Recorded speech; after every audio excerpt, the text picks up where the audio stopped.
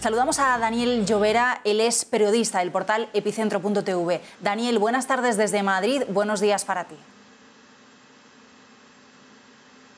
Hola Raquel, ¿cómo estás? Un gusto estar con ustedes, un placer. Bueno, cuéntanos un poco cuál ha sido la historia, ¿no? ¿Qué es lo que ha sucedido? Vosotros que lo habéis vivido, ¿no? Al final estáis allí, me parece que tú incluso pudiste desplazarte y acercarte a la zona afectada. Cuéntanos la historia detrás de los titulares que estamos viendo en la prensa. ¿Cuál ha sido la verdad de lo sucedido? Estaba comentando que el derrame de petróleo ocurrió el 15 de enero pasado, o sea, hace ya 3 semanas y media aproximadamente. Este derrame no fue informado debidamente en las primeras horas, sino varias horas después. Ocurrió en instantes en que se llevaba a cabo una descarga de petróleo desde un buque carguero de bandera italiana hacia la llamada refinería de La Pampilla, que se ubica a unos muy pocos kilómetros de nuestro principal puerto, que es el Callao. Entonces, inicialmente, la empresa Repsol informó que se trataba de unos 6 barriles aproximadamente. Pero luego la mancha de petróleo se hizo tan evidente que, bueno, pocos días después tuvieron que reconocer que se trataba de 6.000 barriles. Pero luego esta mancha iba creciendo tanto, iba generando tanto caos, tanto impacto nocivo, tanto en flora, en fauna marina, tanto en pueblos que se dedican, puertos y caletas que se dedican a la actividad pesquera artesanal, que bueno, al final, con las autoridades competentes nacionales tuvieron que salir a reconocer que eran aproximadamente 12.000 barriles. Incluso los expertos señalan que los 12.000 barriles pueden representar una cifra conservadora aún, porque hay 17 playas afectadas, hay fauna marina, hay islas e islotes afectados. Estas islas e islotes se llaman islas guaneras. Se llaman islas guaneras porque antiguamente, desde el siglo XVIII en que son conocidas, eran parte de la actividad económica peruana, porque allí las aves antiguamente depositaban lo que luego se convierte en guano, en fertilizante para las economías, y esto se vendía a las economías europeas en el siglo XVIII y XIX. Entonces, todo eso se ve afectado ahora. Hay perjuicios, hay daños que se ven y otros que no se ven. Los que no se ven, por ejemplo, son los que están todavía en las zonas subacuáticas, porque no hay todavía posibilidades de que ingresen a trabajar equipos científicos submarinos para empezar a hacer un recuento de cuáles son las especies afectadas. Entonces, como todo esto, como todo este ecosistema es un círculo, es parte, digamos, de una cadena alimenticia que finalmente llega al ser humano, las consecuencias no son solo inmediatas, las consecuencias no se ven solamente en la fauna, en los momentos difíciles, apremiantes, económicamente hablando, que están atravesando cientos, miles de familias de pescadores artesanales, sino también las consecuencias pueden ser futuras respecto del consumo de alimentos. El limeño come mucho pescado, el habitante de la costa peruana come mucho pescado.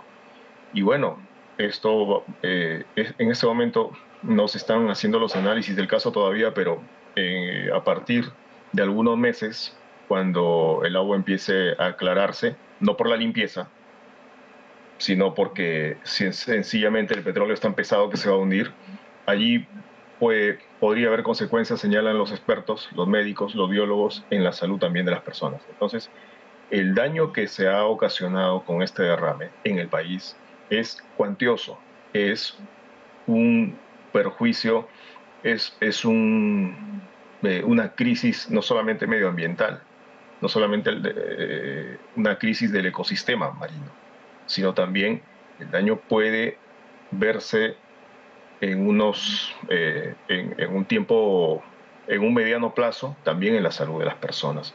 Puede afectar la salud de los peruanos. Entonces, todavía no es cuantificable. Todavía no es cuantificable.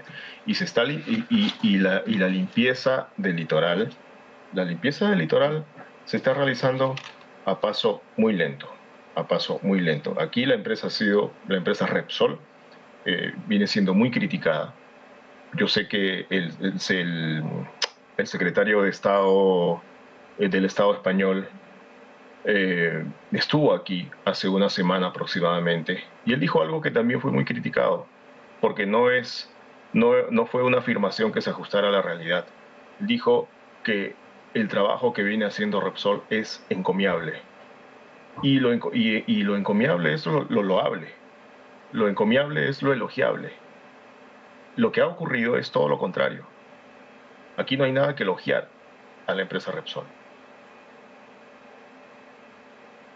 Dentro de las acciones que podría haber contra la compañía, dentro de las investigaciones posibles, ¿veis que efectivamente se vaya a realizar una investigación seria, una investigación impulsada desde las instituciones? ¿Creéis que podría haber pues una serie de exigencia de responsabilidades a Repsol por lo sucedido o lo ves poco probable?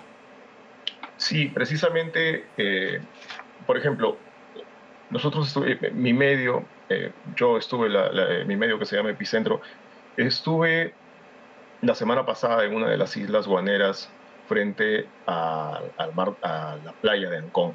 Ancón es un balneario que se ubica a unos 50 kilómetros aproximadamente al norte de Lima, de la capital. Entonces, en estas islas, los trabajadores, los profesionales de las autoridades que protegen las áreas reservadas del Estado, encuentran todos los días aves muertas, especies muertas. Entonces, esto es cuantificable. Todo lo que represente daño y todo lo que pueda ser cuantificable como perjuicio entra, es lo que entiendo, a la suma de todo lo que va a representar al final la, la reparación económica que, asumo yo, el Estado peruano va a reclamar a la empresa. Este trabajo todavía no termina. Yo no creo que ahora estemos en condiciones de calcular el perjuicio ocasionado por la empresa Repsol. Por eso es que el trabajo de campo de estos equipos del Estado no concluye en una semana o dos, se prolonga por 3 meses. Recién estamos en la tercera semana, o en la cuarta semana ahora, mitad de la cuarta semana. Pero quedan todavía poco más de 2 meses. Y yo me imagino que de todos modos tiene que haber una línea de corte de tiempo para poder ya sistematizar el resultado de las consecuencias del derrame, tanto en fauna marina, tanto en el perjuicio a las familias de pescadores artesanales que hasta el momento, que hace más de 3 semanas, no tienen trabajo, no tienen que comer, ¿correcto? Porque ellos tienen todo un mercado cautivo a partir de la actividad económica que realizan. Entonces, los daños a las playas, todo eso no puede ser cuantificado en este momento, pero cuando esté ya ordenado, sistematizado, cuando ya haya, digamos, una, un cálculo más serio sobre la magnitud del daño, pues entonces las autoridades van a activar o deberían activar los mecanismos los mecanismos legales del caso para que la empresa pueda responder por los daños ocasionados. Daniel, una última cuestión. ¿Cuál es el futuro que se abre para Repsol en Perú? Sí que hubo una paralización de la actividad de Repsol en sus aguas tras el vertido de crudo, pero me parece que esas actividades ya se han reabierto. ¿Qué futuro crees que le puede esperar a la compañía después de lo sucedido? Sí, lo que pasa es que la empresa Repsol, a través de esta unidad productiva que se llama la Refinería La Pampilla, abastece de combustible a Lima y otras ciudades. O sea, a veces es innegable. Uh, y, y, y, si, y acá también se habla, digamos, hubo iniciativas ciudadanas alentaron entre comillas, un boicot contra la empresa, pero eso no tiene mayor impacto porque la empresa tranquilamente puede vender a terceros, a otros grifos minoritarios y se deshace de su stock de combustible. Esa no es la vía, a mí me parece. En todo caso, lo que sí es cierto es que desde hace algunos 8 años o un poco más, la refinería La Pampilla estaba en venta. La empresa Repsol ha querido vender esa refinería porque la infraestructura no necesariamente es la mejor. Eh, este, este intento empezó en el gobierno de Alan García, en el segundo gobierno de Alan García. Durante el gobierno de Ollanta Humala, incluso desde las esferas del gobierno, de su gobierno, se propuso que la empresa estatal Petroperú comprase la refinería La Pampilla, pero algunos sectores del mercado se opusieron a ello para evitar un monopolio de Petroperú. Pero a lo que voy es, la venta de Petroperú, la venta de Repsol es algo que que en los últimos años ha estado sobre la mesa. Entonces, luego de este desastre medioambiental, seguramente los planes de vender, las ansias de vender han crecido, pero los planes concretamente se pueden haber visto afectados, porque a ver, si el mercado ve esto, perdona que está pasando un helicóptero, si el mercado ve esto, entonces, ¿cómo reaccionará? Las acciones, el valor de las acciones se mantienen, bajan de las acciones de La Pampilla, digo, no de Repsol.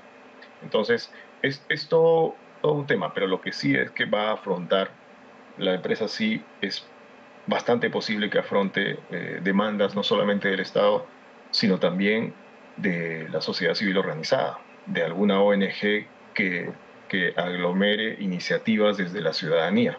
Porque, repito, el daño es cuantioso, todavía es incalculable, y esto no tiene precedentes, esto nunca ha ocurrido en el país. Ni siquiera en los derrames que ocurren en nuestra Amazonía, que son cuantiosos, ni siquiera. Entonces, todavía, digamos, no podemos, no podemos calcular, calcular el efecto en la magnitud del daño ocasionado. Pero sí quiero subrayar, ya que ustedes son un medio español visto allá y les agradezco por este espacio, que por favor lo que ha señalado, repito, el secretario de Estado, señor Juan Fernández Trigoso, de que la labor de Repsol es encomiable, es nada más alejado de la realidad. Nada más alejado de la realidad. Y cuando ustedes gustan, Raquel, nosotros podemos con todo gusto informarles qué es lo que viene ocurriendo con el transcurso de los días. Como te repito, faltan 70 días y un poquito más de monitoreo, y en esos 70 días no sabemos todavía qué se va a encontrar. Pues Daniel, nos quedamos con ese mensaje y desde luego te tomo la palabra para volver a conectar contigo durante este periodo en el que la investigación tiene que seguir. Como tú nos decías, todavía queda mucho por averiguar de cuál es el alcance y el impacto, ¿no? Y sobre todo, bueno, pues esas posibles demandas que van a llegar a la compañía. Daniel, gracias por tu tiempo. Hablamos pronto. A ustedes. Un buen gusto.